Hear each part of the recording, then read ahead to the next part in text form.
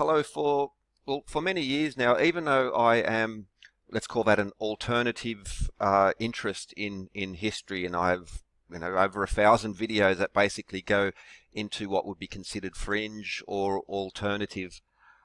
During that time, however, I've also posted a lot of videos fact-checking the claims of those who are also on the alternative, and that is fact-checking claims by those who could easily just be lumped together as lost ancient high technologists. So whether it's Baalbek, the Great Pyramid and so forth, working with stone, lifting.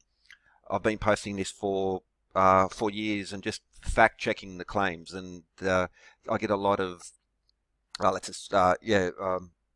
people don't like it amongst this the allegedly truth-seeking community. It's a sin to actually fact-check things. So we're truth seekers, but don't present truth because you're not part of the community. You're somehow not you're not following the rules, and that's not a community. That's a cult.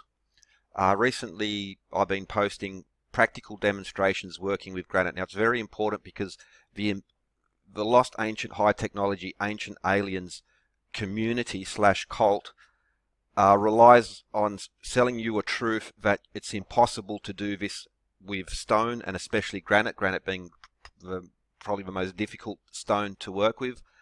And so let's just start a series and let's go through what prominent lost ancient high technologists actually say.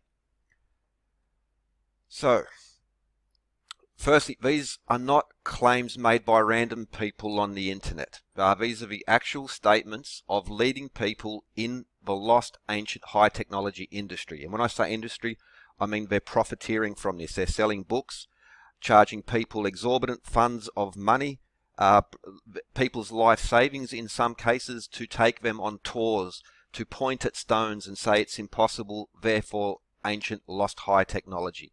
So again, these are prominent leading figures in this industry, lost ancient high technology. And for the, okay, a little bit of poking fun, but this is also like warning you, face palming gloves and face shields should be worn at all times, because it's remarkable. It's actually amazing that they've been able to get away with it so long, and the alleged truth-seeking community have failed to challenge these gurus, leaders, and outright fraudsters in some cases. So this is not entirely half-hearted. Like, if you know some facts about stone, for instance, you will need face palming gloves, protection, face shields, because it is cringe. Now, one of the leading figures here is Brian Foster, who's published many books, Lost Ancient Technology of Egypt, for instance, and others. Takes people on very, very expensive, overpriced tours. Now, that doesn't include room rates. He's seen on Ancient Aliens claiming Pumapunko is evidence of extraterrestrial technology. This is film. I'm not putting words in his mouth. This is what he says. And again, overpriced tours to point at stones and to tell people this is impossible, therefore there was some sort of advanced civilization / aliens. That is just a fact of what he says. I'm not putting words into his mouth. Here's an example in the Cairo Museum where he shows this and says that this is impossible with primitive technology, copper tools. It is impossible without diamond technology. He claims even the Romans could not work granite and did not have lathes. So he actually says this and makes an income from it. I'm not putting words in his mouth. Another claim that he says, and is he's not the first, but is often repeated, is that you can't work andesite with soft copper. So, for instance, in South America, in many sites, Peru, sort of Bolivia as well, you can't work andesite with soft copper because andesite is harder on Mohs scale of hardness. He actually says this, he repeats this, and the clones in this industry, which are now also profiteering from this and want to charge people, their life savings to go on these overpriced tours to point at stones and tell them proven factual untruths. Well, you've set the tone, and you need to be challenged. So these are the things he actually says. You can't drill granite with primitive technology or copper tools. It relies on diamond technology, modern diamond technology, and you can't work andesite with soft copper. So that's one of the things we'll look at. Now, the ancient aliens, lost ancient high technology industry always will refer back to Christopher Dunn here. They use him as because he's like the expert. He's the master craftsman. He's the machinist, like the expert who knows, like the science behind it. Therefore, it can't be denied. Now, again, featured on Ancient Aliens, presented in the Lost Ancient High Technology community as a master craftsman expert. He knows. Okay, well, so he claims the stonework at Pumapunko cannot be replicated with primitive techniques or copper tools. He says that these do not exist in the archaeological record, that it can't be done. This is what he says. It's in his book, and he's featured on Ancient Aliens saying that. He also claims that sculptors, so he has one letter from a sculptor and uses that as evidence that it would require tungsten chisels to work granite. So, for instance, this marble sculptor would have to throw away his tools to work with granite, and that he would require tungsten tools to do this. We'll go into this more, but these are the things he says. Now, he also claims, claims in regards to drilling cores in granite with simple tools such as copper or bone. Also that the use of giant hard steel circular saws would be required to make these cut marks in granite. I'll put the links in the description, but I'll be revisiting this in the series because this can absolutely be proven as wrong, incorrect, and so it's impossible without some lost high ancient technology. These are the things they actually say. I'm not putting words into their mouths. They claim from the classic argument from authority, I'm a machinist, I'm a master craftsman.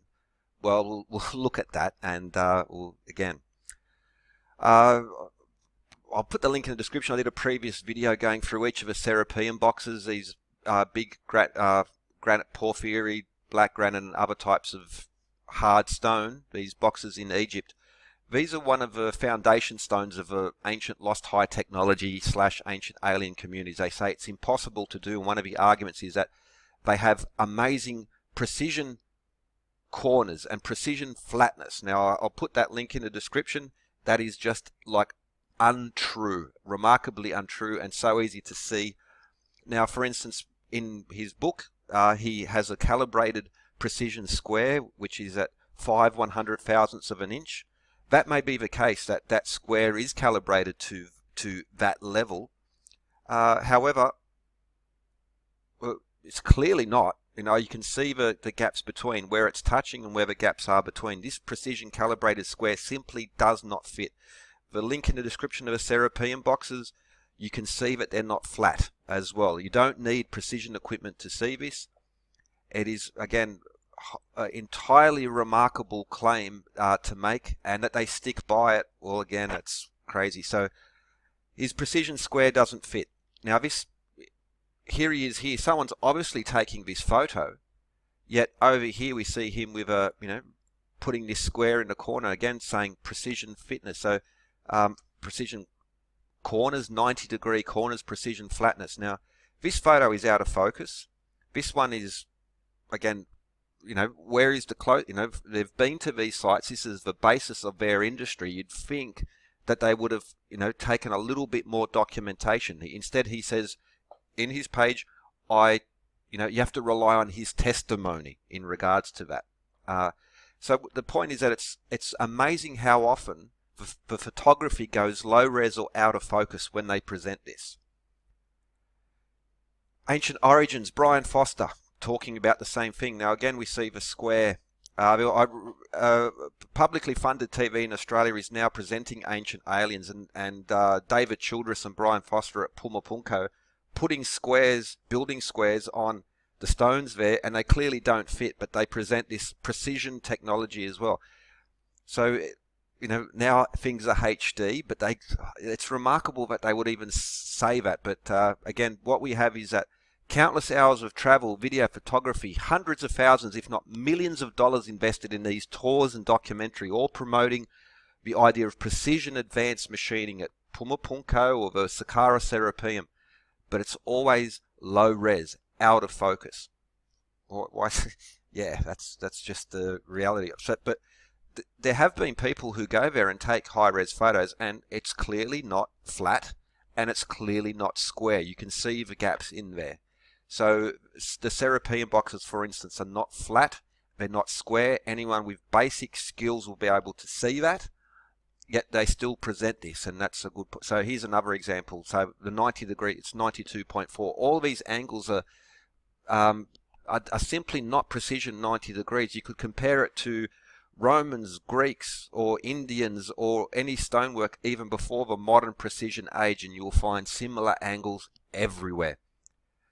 So it's amazing, yeah, when high-resolution video and photo of a Serapeum boxes is taken now, maybe the Egyptologists run in there and they suddenly warp the boxes or something like that. It's remarkable that this goes around. I've also seen smaller channels who spent, they visited Egypt, they took film, they filmed and they took squares and they went into a Serapeum boxes, and those videos get deleted because sock puppet bullies jump in there and attack and attack and attack.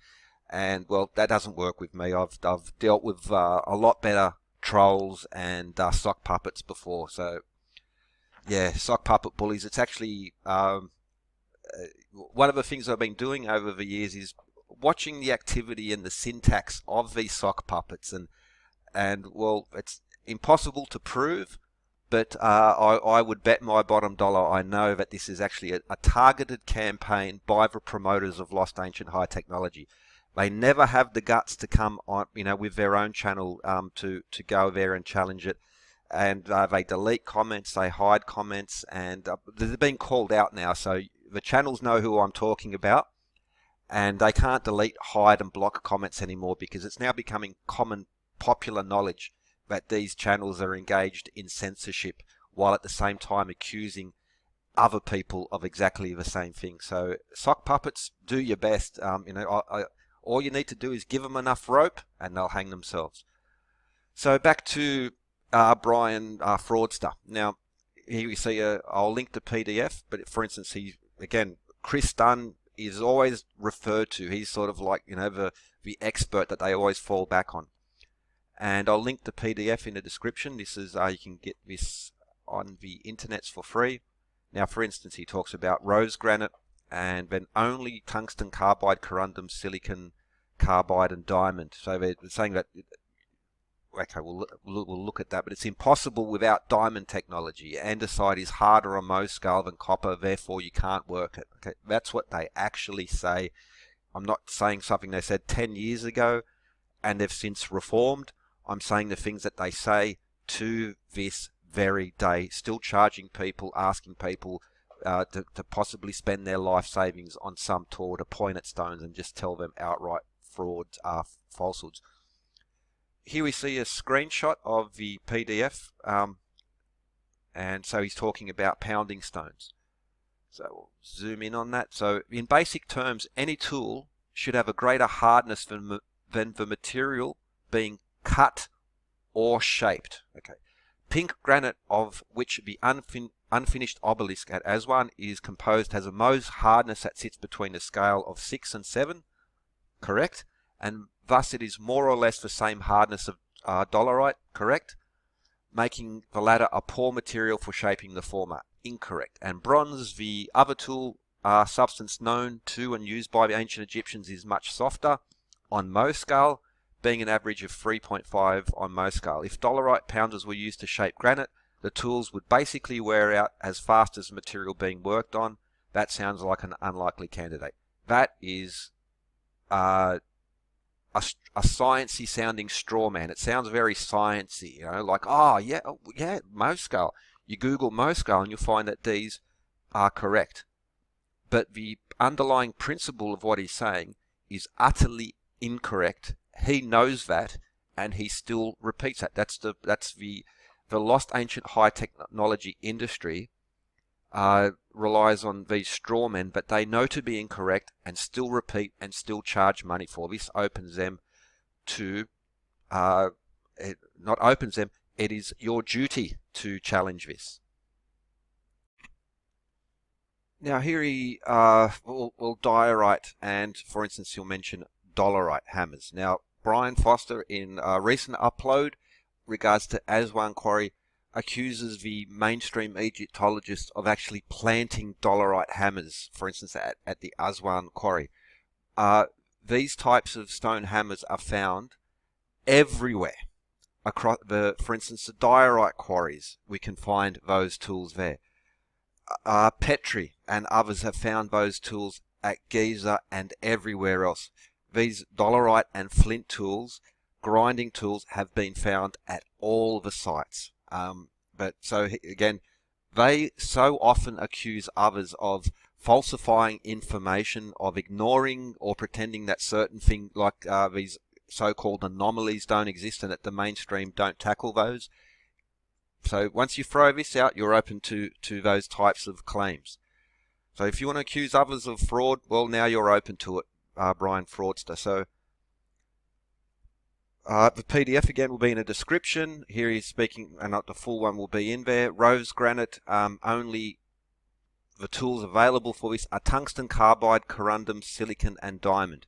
And he's referencing Mohs scale. So the PDF, again, link in the description, it's available for free. I still think it's overpriced for free because you still have to pay for electricity, but you can check the claims. You know, these are their actual printed words. They repeat them on videos as well. So only in regards to working granite, corundum and diamond. So they're already here on this particular illustration of Mohs scale. Corundum or aluminium oxide, they still use this on sandpaper, for instance. It's a very strong, very good abrasive aluminium oxide. Again, it's mentioned in ancient texts. Even for instance, Greeks, Romans, Indians, they all knew about this particular mineral. And diamond. So diamond is 10, corundum is 9 on Mohs scale. We also have tungsten carbide and silicon carbide. These are, for instance, tungsten carbide will be on saws for cutting stone. Silicon carbide, if you have an angle grinder and if you have a metal disc, it will usually be silicon carbide or even sharpening tool. So it will be silicon carbide or diamond, maybe even tungsten in some cases for the tools for cutting metals and stones. They are very hard. They're about 9.5 to 9 to 9.5 on Mohs hardness scale. Again, these things are easily checked. But again, back to Brian Foster and his printed works. In basic terms, any tool should have a greater hardness than the material being cut or shaped. Well, no, it's actually not true. But let's have a look. So let's go. So pink granite. Well, pink granite, red granite, black granite, grey granite, doesn't really matter. They're all between 6 and 7 on Mohs scale because of the quartz in there. So that's where granite sits. And here are some examples of the unfinished obelisk, the sarcophagus in the Great Pyramid, or the Serapeum boxes. They're all between 6 and 7 on Mohs hardness scale. The diorite vases. So again, it's presented amongst lost ancient high technology. This is a super hard stuff, like mystical qualities. Like it's impossible to cut. You can't do it. You can't do it. Well, on Mohs scale, diorite, granite, they're all. It's basically a granite. It's just iridescent, and the mineral makeup of it. But it is essentially it's the same type of stone. Andesite, it's a basalt really, and that's the same. And again, impossible basalt. Look at you can't do these cuts with copper tools. It's impossible to do.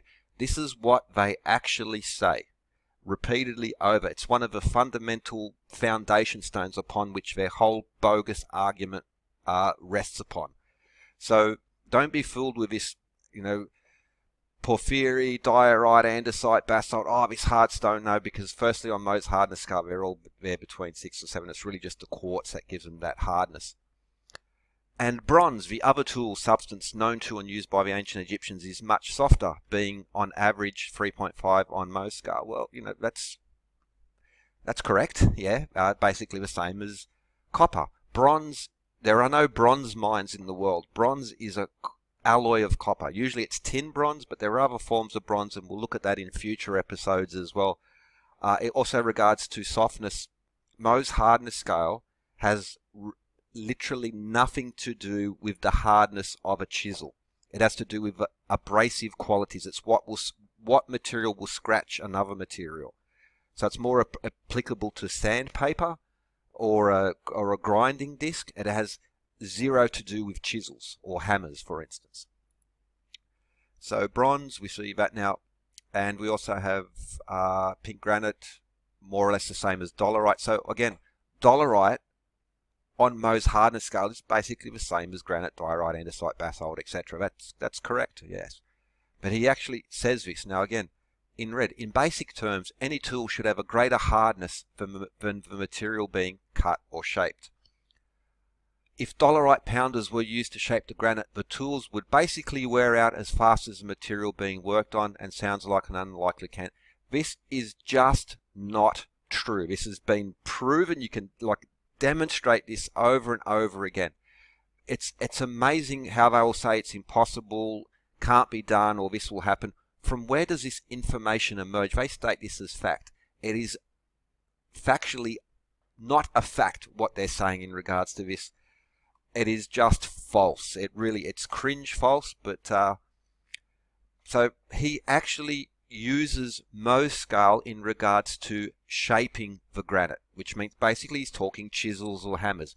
He actually says this. Now, Brian Foster is not alone in this amongst the lost ancient high technology / ancient aliens community.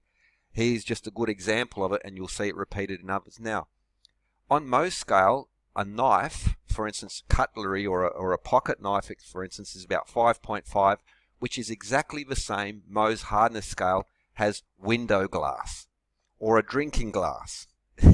Yeah, so that's harder than limestone, which is about 4 on Mohs hardness scale. So by this science logic of him, it's a typo there, it's limestone. Therefore, glass hammers could have made the limestone, or glass chisels could have made the limestone blocks, for instance, at the Great Pyramid. That is the logic behind it. That is the argument. So day follows night. So if he's going to invoke Mohs scale on this, well, a knife, pocket knife, is the same as glass. Therefore, a glass hammer or a glass chisel could work limestone. This is obviously ridiculous. A child knows this. Okay, so therefore glass hammers would be a good tool for working copper and bronze, because glass is almost double what is copper and bronze. So if I get a glass hammer, even if I'm using soft annealed copper, what do you think is going to happen? I don't need to tell you this. A child knows what's going to happen when you take a metal like copper and put it up against glass. It is ridiculous statement to make, and given the decades and hundreds of thousands of dollars and books and thousands of hours, he knows this. And Brian Foster is a classical example of one of those who suppress information. But he knows this information has been presented to him. I've seen other people leave the comments. He's read the comments and said nope. Okay, so this is not some oversight on his behalf. He's actively suppressing this information. So by that same logic, since nothing is harder than diamond, therefore nothing can cut or shape diamonds. Which means that the diamond rings come out with all those facets out of, naturally. Everyone knows an uncut diamond, it needs to be cut. And before modern diamond cutting tools and polishing, how did they work diamonds? They used metal hammers, which would be lower on Mohs scale. Now, by that same argument, a steel hammer could not break diamonds, or even better yet, a hammer made of diamonds could hammer anything. All right, okay, so I don't need to tell you this. If you take a diamond and start smashing it on metal or stone, you know what's going to happen. He knows what's going to happen. The lost ancient high technology industry, ancient aliens industry, knows what's going to happen. This is ridiculous claim. There are videos of a steel hammer. People have ruined the diamond by smashing it. Again, so the whole logic argument that is underpinning Brian Foster, Chris Dunn, Lost Ancient High Technology, Ancient Aliens is remarkably wrong. It's crazy wrong. You don't need to go into all the technical specs into looking just with a little bit of logic, you can start to pull this apart. So it is completely devoid of logic. It is pseudoscience in the literal sense of pseudoscience. Now, pseudoscience just gets thrown around now. It's almost just like I don't like what he said. Oh, that's pseudoscience. Well, yeah, that is, yeah. But this is pseudo-archaeology. This is pseudoscience in the literal sense of those words and those phrases. Glass is harder than limestone, copper or bronze on Mohs scale of hardness. I don't need to tell you what's going to happen with a glass hammer, or take a drinking glass, strike it with a stone, strike it with copper, even the softest annealed copper. You know what's going to happen to it. So this is the underpinning of what they have, their foundation stone, and it is garbage. Mohs hardness scale has nothing to do with the hardness of hammers or chisels or pounders. It has to do with what material scratches another material. If I'll take a hard piece of hard steel and I strike a hammer, I'm going to smash it. I take against hard steel and I strike it against corundum, which is harder, I'm going to smash it. That is like so obvious of a fact that it is remarkable that a grown-ass adult does not know this. It is cringe in that sense. Anyone who would cite Mohs hardness scale in this way in regards to hammers or chisels is utterly incompetent, or just an outright scammer, con man, fraudster. That is in amongst grown-ups. This is just reality of it. You are incompetent or a scammer. When it comes to hardness, there are other scales such as the Knoop scale, Vickers, or the Rockwell scales of hardness. These are more applicable to working stone with chisels, hammers, wedges, that type of thing. However, more relevant, so again, I could just bring up some graphs. We'll go more into that in the future episodes. I could bring up graphs and all, look at this. In the future, we're going to look at actual real-world demonstrations. We'll be seeing a lot of those. These are proofs that you can easily repeat for yourselves. These proofs are missing, ignored, and deliberately suppressed by the lost ancient high technology industry. They are one of the most censorious groups probably on the internet in regards to these things. It is snake oil. Lost ancient high technology snake oil. It is 100% science and logic free, and the ingredients are either Dunning Kruger gross incompetence or 100% pure scam. In some cases, it's hard to see any other alternative but absolute fraud on this case. I'll be bringing this up because, for instance, Christopher Dunn is the only one who's done an experiment, which is this drilling in granite. And that's not an experiment. It is actually a fraud, and this can be very easily proven. It's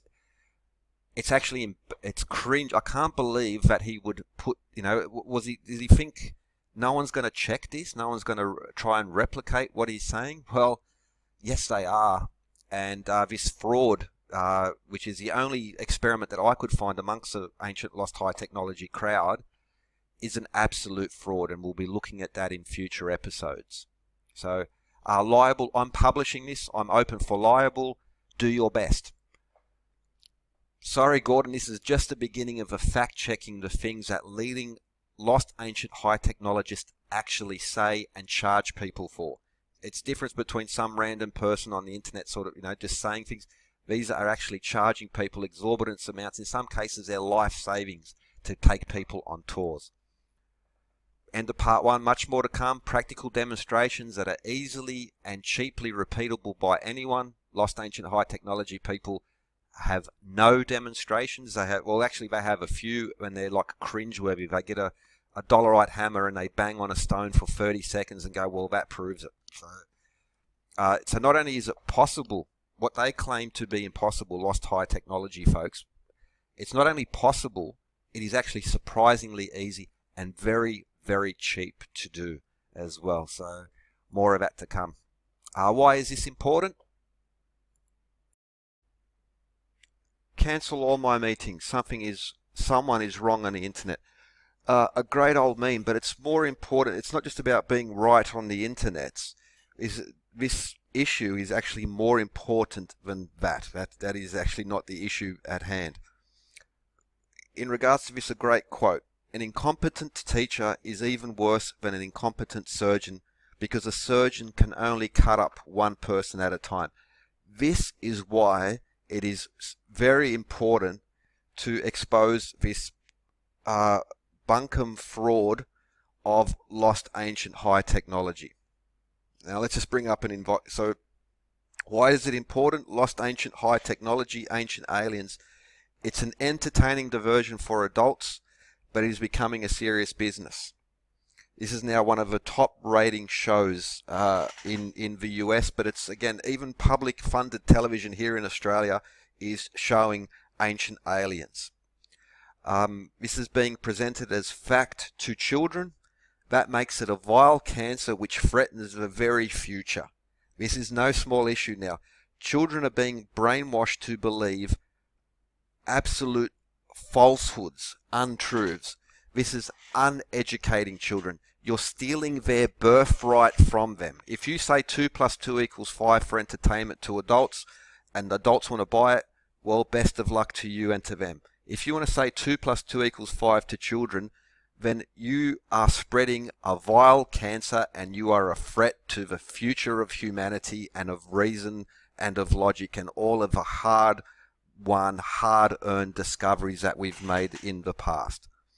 Speculating about history is one thing. I'm very alternative. I'm very fringe myself. There's no shortage of material you can find on my channel to challenge and try and go after and try and debunk. Do your best if that's the case. If you want to try and return, yeah. But if you want to pervert truths for profit, that's another thing entirely.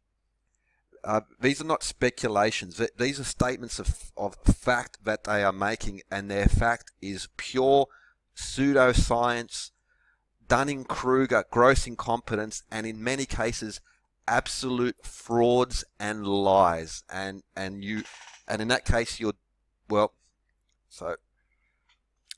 a lot of clicks and revenue being generated by lost ancient high technology, which means there's a lot of potential for another industry on the internet, and that's to generate clicks and revenue exposing this spunk by those who are more social media savvy. So I sort of do my thing. I'm not really interested in subs and views and all of that stuff that goes along with it.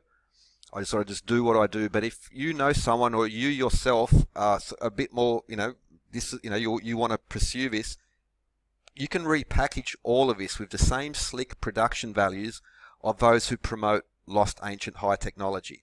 So you might want to take note. You can reproduce what I'll be doing practical demonstrations myself. I'll be showing others doing practical demonstrations. It's very cheap, it's very easy, and it doesn't take that long to do. So pay attention, take notes, and you'll see what is yet to come. There are dollars to be made exposing these bunk artists. And plus you'll have the added benefit of sleeping well at night knowing you're doing good works. So again, if you know someone, if you're looking for a way to generate clicks and revenue on the internet, and you want to sleep well at night, and you want to actually do something good for the future and protect children from this vile cancer of lies and stupidity, here you go. It's like do what you will with it.